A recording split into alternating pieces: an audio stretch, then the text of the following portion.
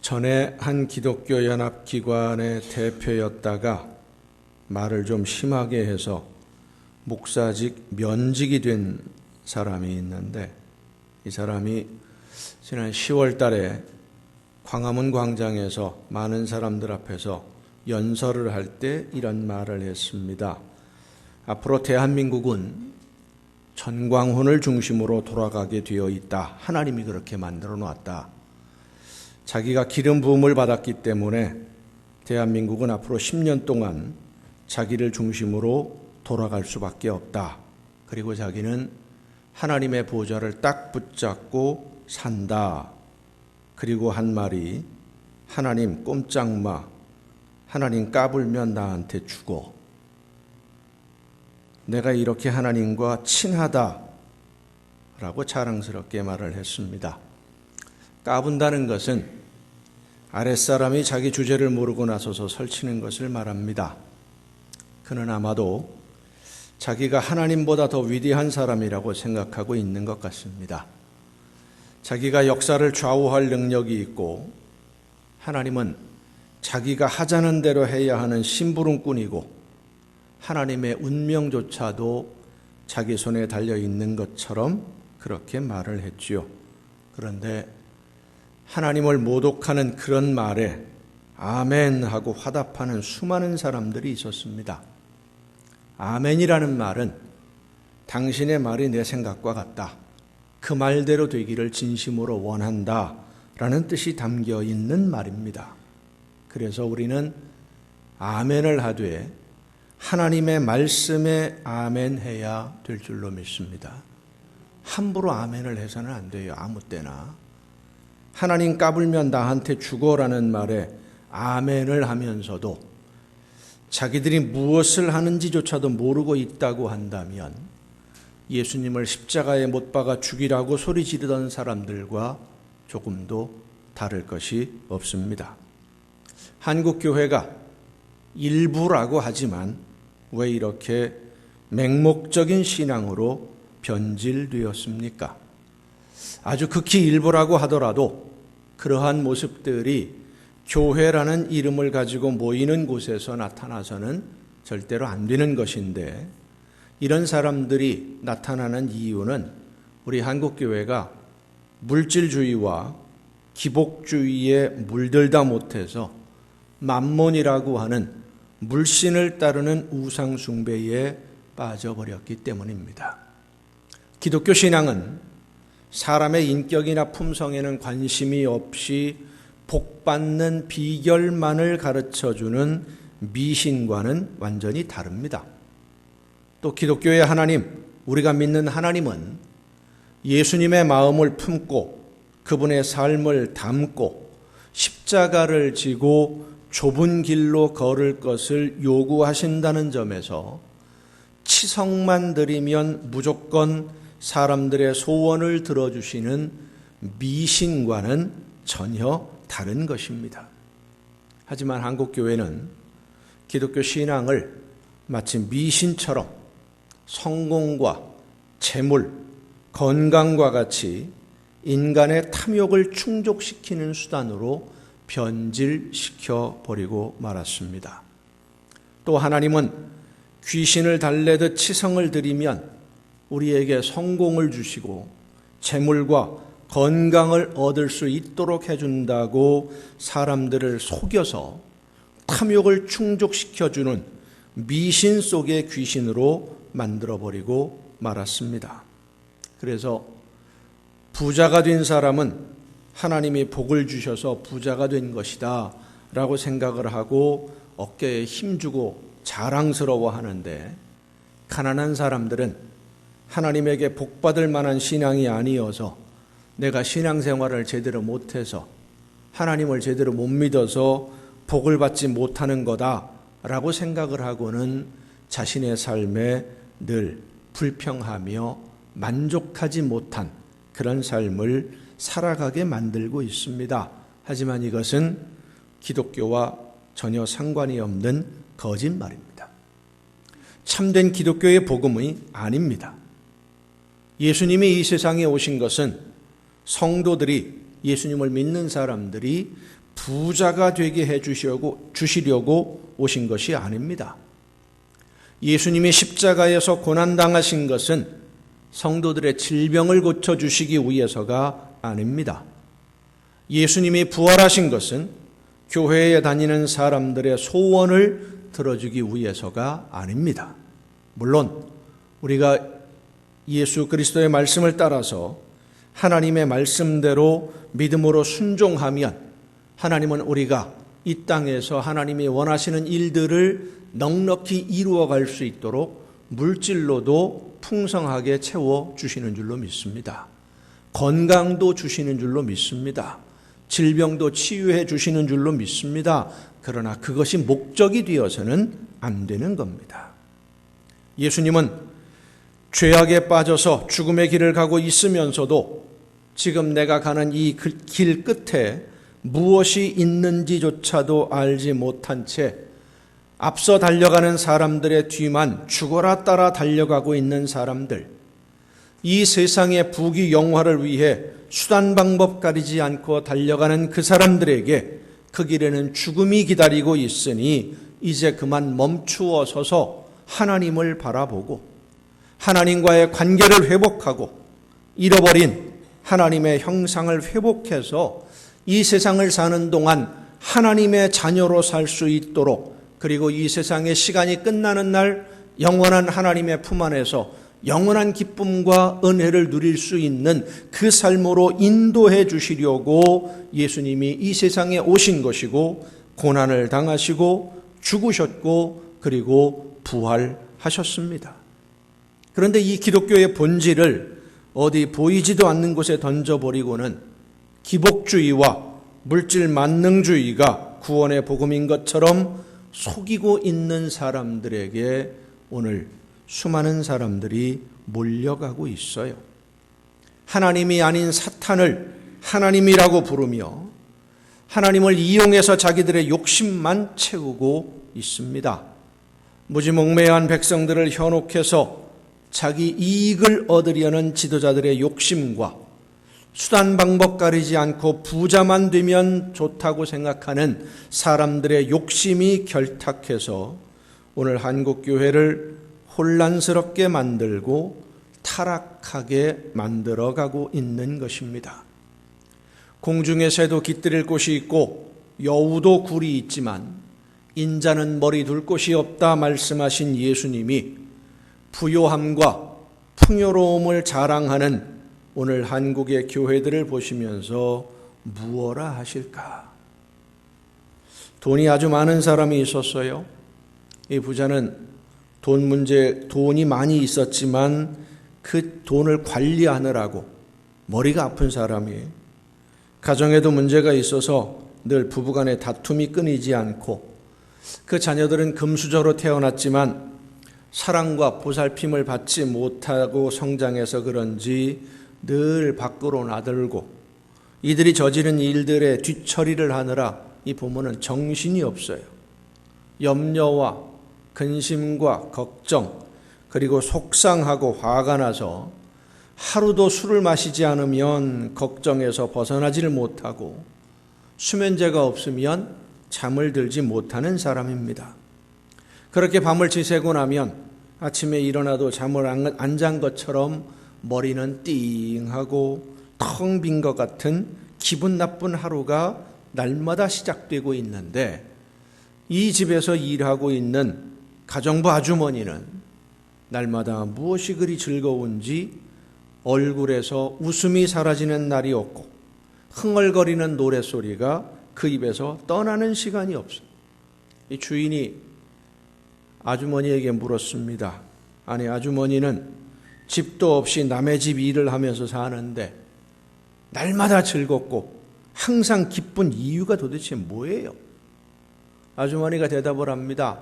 나는 그 주인 아주머니처럼 돈이 없으니 돈 잃어버릴 걱정이 없고, 집이 없으니 도둑 맞을 염려도 없고, 불날까 걱정하지 않아도 되고, 사회적으로 명예가 없으니 누가 나에게 욕할까 걱정하지도 않고, 언젠가는 병들어 죽을 몸인 걸 이미 알고 있으니 건강 때문에 굳이 염려할 이유도 없고, 언제든 죽는다 하더라도 불편한 몸 벗어버리고 하나님 앞에 갈 것이니 걱정할 이유가 하나도 없고, 또 세상을 이만큼 살다 보니까 세상에 뭐 그리 큰 욕심낼 것도 없고, 그러니 이대로 살다가 하나님 앞에 갈 수만 있다면 그러면 만족하니까 얼마나 즐거운지 날마다 행복합니다. 이 말을 들은 주인 아주머니가 조용히 방에 들어가서 생각에 잠겼습니다. 나는 지금까지 무엇을 위해 살았을까? 열심히 배우고 땀 흘려가면서 열심히 돈을 벌었는데 결국 모아놓은 것이 근심거리밖에 모은 것이 없구나. 저 아주머니는 마음으로부터 자족하면서 감사하며 살고 있는데, 저렇게 행복하게 살고 있는데 나는 언제쯤 저렇게 행복하게 살 수 있을까? 자신의 지나온 삶을 근심하고 후회하느라 근심 걱정이 하나가 더 늘었답니다. 그렇지 않아도 고민하고 있었는데, 이 주인 아주머니의 모습이 오늘 한국 교회의 모습입니다. 부동산을 사들이고 교회 규모를 늘리느라 걱정과 근심이, 그리고 다툼과 분쟁이 점점 더 많아집니다. 성도들을 말씀으로 양육하고 하나님의 자녀로 성숙하도록 인도하며 영적으로 성장하도록 이끄는 데 관심을 갖는 것이 아니라 어떻게든 많은 사람을 모으고 관리하고 조직하느라 정신이 없어요. 그렇게 모여진 사람들이 누가 주도권을 가지고 교회를 운영할 것인지, 거기서 떨어지는 떡고물을 누가 먼저 먹을 것인지 싸우느라 성령의 역사와 하나님의 말씀을 따라 실천하는 순종의 신앙생활은 어디로 가버렸는지 관심조차도 없습니다. 교회의 겉모습은 화려한데 하나님의 자녀들로서의 생명력은 사라져가고 있습니다. 이러한 모습이 디모데가 목회하던 초대교회에도 있었던 것 같습니다. 오늘 본문 말씀 디모데서는 사도 바울이 믿음의 아들인 디모데에게 보낸 편지예요. 디모데가 목회하는 현장에서 경험할 수밖에 없는 여러 가지 어려운 일들에서 권면하는 말씀들이 많이 소개가 되는데, 오늘 본문 말씀은 특별히 자족하는, 스스로 만족하는 것에 대해서 말씀을 하고 있습니다. 자족이라고 하는 말이 아우탈케이아라고 하는 헬라어인데, 이 말은 스스로 풍족하다고 생각하고 만족하는 것을 말합니다. 더 이상 필요한 게 없다, 이 정도면 충분하다, 이것이 바로 아우탈케이아, 자족이라는 단어예요. 더 가지고 싶은 욕심이 없이 이미 나에게 있는 것이 나에게 충분하다라고 생각하는 것을 말하는데, 오늘 본문 말씀을 보면 자신에게 주어진 현실에 만족하지를 못하고 경건을 이익의 도구로 이용하는 사람들을 주의해야 된다 말씀하고 있어요. 성령의 역사하심으로 은혜와 능력이 충만한 것을 내 개인적인 이익을 위해 사용하려는 사람들 때문에 교회 안에 다툼이 일어나고 분쟁이 일어난다라고 말씀하고 있는 것이죠. 어떤 사람들이 이런 경건, 그러니까 하나님의 말씀과 성령의 역사하심을 내가 이 세상에서 이익을 얻는 도구로 생각하고 이 세상에서의 이익을 얻기 위해서 이 하나님의 말씀을, 하나님의 이름을 이용하느냐 하면, 오늘 본문에 있는 말씀 그대로 보면 다른 교훈을 하며 바른 말 곧 우리 주 예수 그리스도의 말씀과 경건에 관한 교훈을 따르지 아니하는 사람이다 라고 말씀해요. 다른 교훈, 하나님의 말씀이 아닌 자기 생각을 하나님의 말씀이라고 선포하는 사람들이 있어요. 하나님 꼼짝마, 까불면 나한테 죽어 했던 그 사람도 자기 생각을 하나님의 말씀이라고 말하는 그런 사람이라고 할 수 있습니다. 지금 자기 말에 호응하는 사람들이 많은 것 같으니까, 자기 편 들어주는 사람들이 눈에 많이 보이니까 하나님의 말씀은 눈에 들어오지도 않는 것 같습니다. 신명기 18장 22절에 보면 만일 선지자가 있어 여호와의 이름으로 말한 일에 증험도 없고 성취함도 없으면 이는 여호와께서 말씀하신 것이 아니요 그 선지자가 제 마음대로 한 말이니 너는 그를 두려워하지 말지니라 하셨습니다. 거짓말하고 있으니까 하나님의 말씀이 아니니까 신경 쓸 것 없다라는 말씀이죠. 또 에스겔 13장에 보면 자기 마음대로 예언하는 자에게 말하기를 너희는 여호와의 말씀을 들으라. 주 여호와의 말씀에 본 것이 없이 자기 심령을 따라 예언하는 어리석은 선지자에게 화가 있을 것이라. 너희가 두어온 금보리와 두어 조각 떡을 위하여 나를 내 백성 가운데에서 욕되게 하며 거짓말을 고지 듣는 내 백성에게 너희가 거짓말을 지어낸다고 하나님은 책망하셨습니다. 하나님의 말씀이 아닌 자기 생각을, 내 생각을 하나님의 말씀이라고 선포하는 그런 사람들에게 오늘 디모데전서 6장은 말씀합니다. 그는 교만하여 아무것도 알지 못하고 변론과 언쟁을 좋아하는 자니 이로써 투기와 분쟁과 비방과 악한 생각이 나며 마음이 부패하여지고 진리를 잃어버렸노라. 그런데 많은 사람들이 그런 사람들의 정체를 모르고 후원하면서 나는 하나님이 원하시는 일을 하고 있다고 자랑스럽게 생각을 하고 있는 것이 안타까운 겁니다. 사랑하는 성도 여러분, 하나님을 이용해서 개인의 이익을 얻으려는 사람들의 말에 현혹되지 말아야 됩니다. 말도 안 되는 소리에 현혹이 되는 이유는 하나입니다. 내 안에 욕심이 있어요. 내가 욕심을 따라 행동하다 보면 나도 모르게 속아 넘어가는 거예요. 지금도 많은 사람들에게 큰 어려움을 주는 다단계 영업 방식, 다단계 많이 들어보셨지요? 그 영업 방식을 보면은요, 사람의 욕심을 자극하는 말에 속아 넘어가게 됩니다. 나도 모르게 속아 넘어가요. 아, 이건 다단계다. 여기에 빠져들어가면 망한다. 어려움 겪는다. 뻔히 아는데도요, 듣다 보면 솔깃해집니다. 이게 진짜 그럴 수도 있겠구나. 다른 사람은 손해를 봐도 나는 손해보지 않을 수 있겠구나. 솔깃해집니다. 여러분, 세상에 공짜는 없습니다. 공짜는 없습니다. 오직 하나님이 우리에게 베풀어 주시는 구원의 은혜만이 거저 주시는 것이지 이 세상에 공짜는 없어요. 본문 말씀 9절과 10절에 보면 부하려 하는 자들은 시험과 올무와 여러 가지 어리석고 해로운 욕심에 떨어지나니 곧 사람으로 파멸과 멸망에 빠지게 하는 것이라. 돈을 사랑함이 일만 악의 뿌리가 되나니 이것을 탐내는 자들은 미혹을 받아 믿음에서 떠나 많은 근심으로 자기를 찔렀도다 그랬습니다. 부하려 하는 사람, 지금보다 부자가 되고 싶은 사람에게 돈으로 유혹하면 시험에도 걸려 넘어지고요, 올무에도 쉽게 걸린다는 그런 말씀이에요.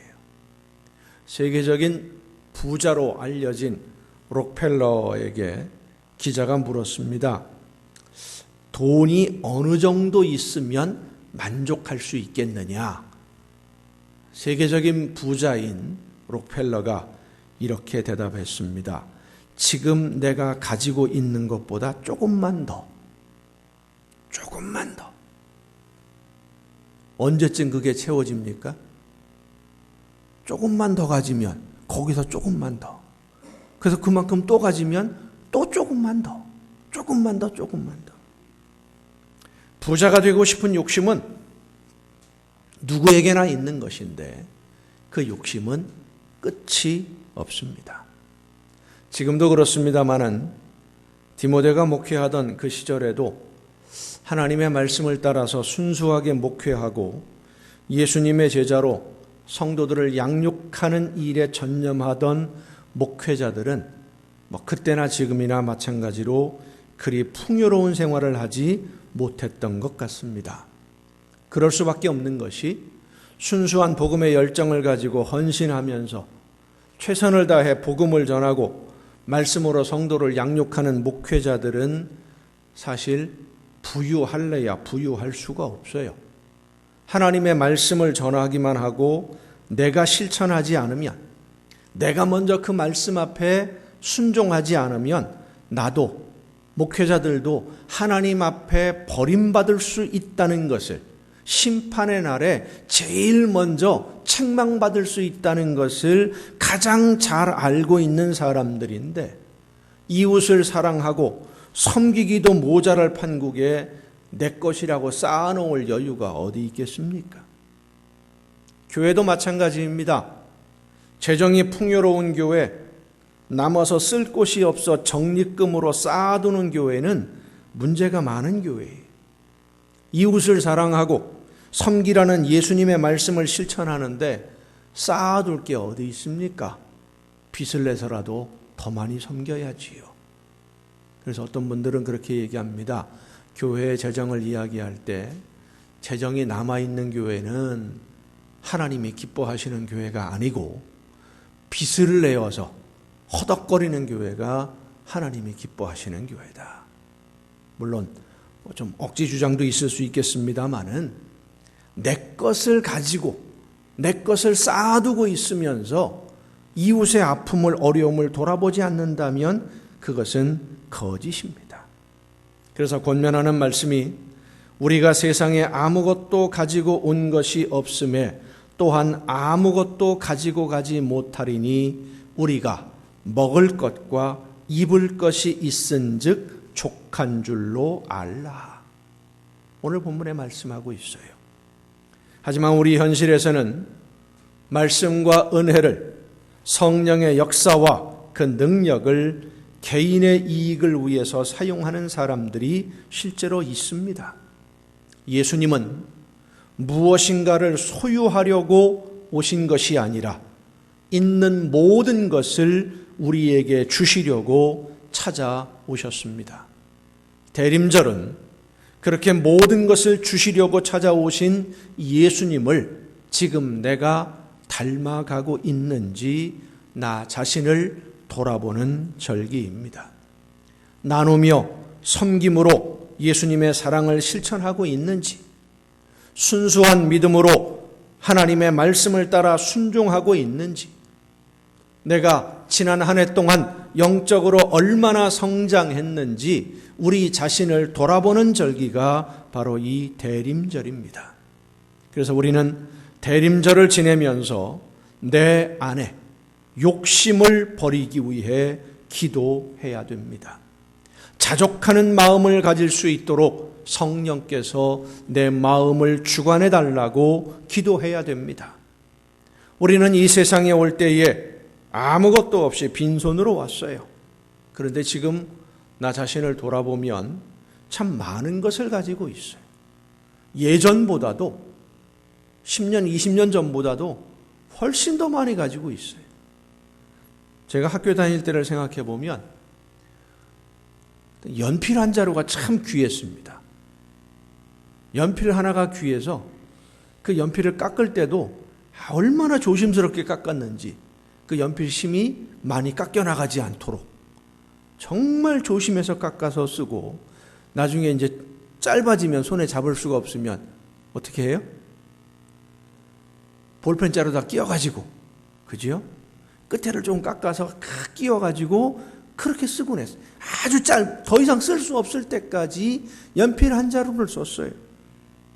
공책 한 권이 너무 귀했어요. 근데 지금은 보면 여기저기 굴러다니는 게 연필이고 샤프고 형형색색의 볼펜이고 쓰다 버리는 노트가 부지기수예요. 우리 저 위에 학원들이 있는데 학원의 화장실들이 가끔 막혀요. 막힌 걸 뚫다 보면은요, 10번이면 8번이 샤프가 나옵니다. 변기 속에서. 왜 그걸 거기다 집어넣는지 모르겠어요. 멀쩡한 건데. 볼펜, 샤프, 뭐 형형, 색깔 있는 색연필, 별게 다 들어있어요. 너무 흔해요. 그러다 보니까 제일 비싼 연필 한 자루가, 여러분 제일 비싼 연필은 한 자루에 얼마쯤 할 것 같아요? 연필 한 자루. 우리 김용순 집사님이 잘 알겠다. 잘 몰라요? 보통 일반적으로 연필 한 자루 얼마예요? 3개 1,000원. 일반적으로 쓰는 거예요. 제일 비싼 연필이요, 공식적으로 팔리는 연필이 지금 한 자루에 일반적으로 팔리는 겁니다. 15,000원입니다. 연필 한 자루가. 근데 써보면은요, 똑같아요.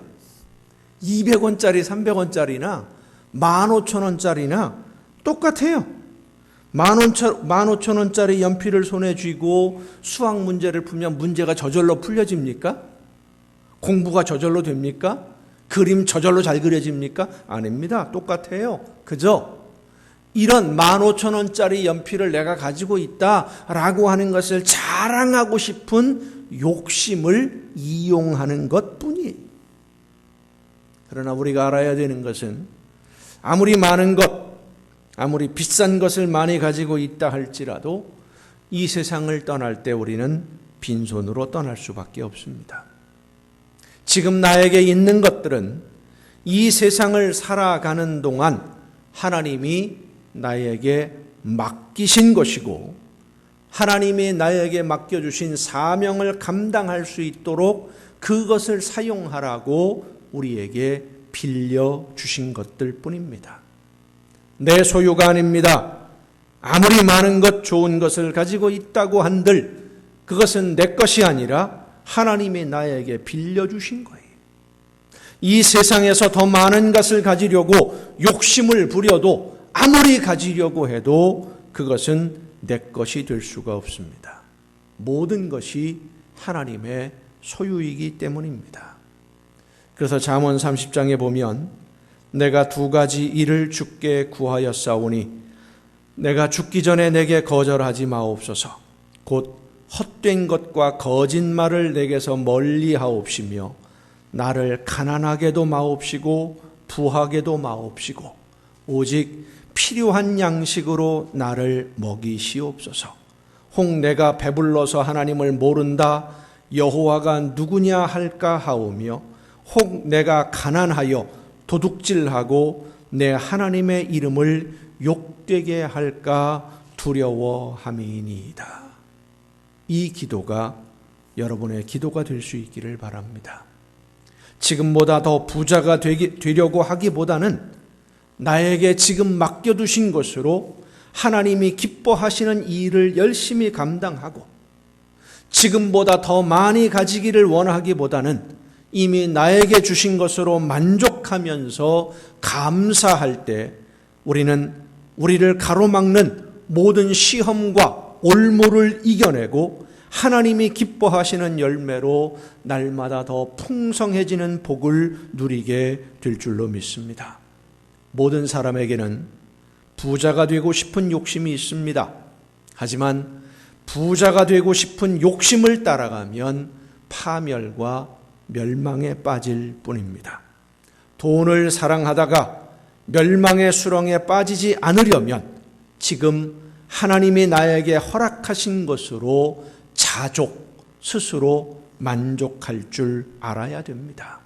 사랑하는 성도 여러분, 오늘 나의 모든 것에 만족할 때 우리는 감사할 줄 아는 성도가 되고 승리하는 하나님의 자녀가 될 수 있습니다. 하나님이 나에게 주신 것에 만족하지 못하고 욕심을 따라가면 불평밖에 남을 것이 없어요. 결국 감사가 사라지고 파멸과 멸망에 빠져 지옥의 아픔 속에 던져질 수밖에 없게 됩니다. 우리에게 모든 것을 주시기 위해 이 세상에 오신 예수님을 맞이하기 위해 기다리는 이 대림절을 보내면서 하나님이 지금 나에게 주신 것으로 항상 만족하며 나에게 맡기신 모든 것이 이웃을 사랑하고 섬기라고 맡겨두신 것임을 기억하고 나눔으로 아름다운 하나님의 나라가 여러분의 삶에 또 여러분의 가정에 이루어지는 축복이 있기를 예수님의 이름으로 축원합니다.